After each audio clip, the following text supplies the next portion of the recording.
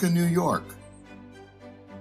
Like many northeastern cities that used to be industrial centers, Utica fell on hard times,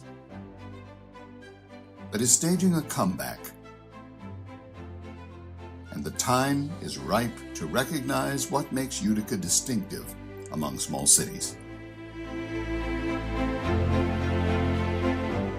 Utica was powerfully shaped by Frederick Law Olmsted, Jr., the leading American landscape architect of the first half of the 20th century. Among many other accomplishments, he designed the landscape for the White House, played a key role in reshaping the center of Washington, D.C., and helped to create the National Park Service and save California's giant redwood trees. He also designed magnificent residential developments, most notably Forest Hills Gardens in Queens. At least 1/10 of Utica's landmass was designed by Olmsted, even more if we don't count Utica's vast, largely undeveloped wetlands. This gives Utica an unusually large Olmsted footprint that includes Utica's beautifully winding, tree-lined parkway and 2 of the 3 parks that it connects. This system is listed on the National Register of Historic Places and covers an area more than 70% the size of Central Park, the design for which was the creation of Olmsted's father. All this for a city with a population less than 4% of that of Manhattan. In fact, Utica is the smallest city in the country with an Olmsted-designed parks and parkway system.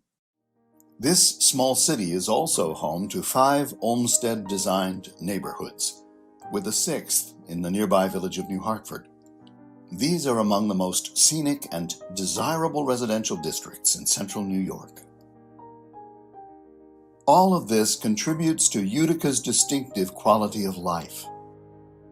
Tree-lined boulevards, large public parks filled with gently rolling meadows and wooded hills and ravines, miles of hiking and biking paths, decorative historic stonework, a municipal golf course designed by Robert Trent Jones, public tennis courts and pools, pleasant picnic areas, and a zoo. What's more, Utica's system is adorned by sculptures created by leading early 20th century American artists. All this is a legacy of Utica's rich past as a leading center of textile manufacturing and an important regional economic and political center. Great wealth was generated here in the age of industry, but none more fabulous than the Munson-Williams-Proctor fortune. 2 sisters, possibly the wealthiest women in central New York at the time, married 2 brothers, prosperous businessmen from New England.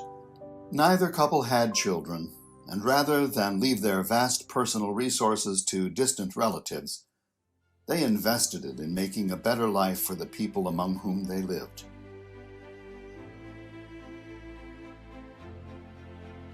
The Proctors created one of the finest regional art museums and schools of art in the country. But the grandest contribution by far that they made in their lifetimes was the parks and parkway system of Utica. They advocated for and largely built the system, and they recruited Olmsted to design it. And once he was engaged in this work, more people of means in Utica wanted to emulate the Proctors by having him do work for them, devising landscapes for homes and institutions, and designing entire real estate developments.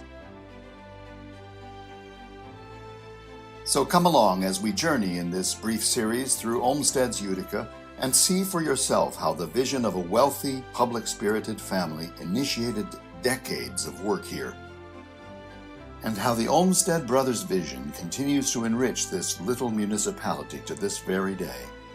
The city of Utica, an Olmsted city.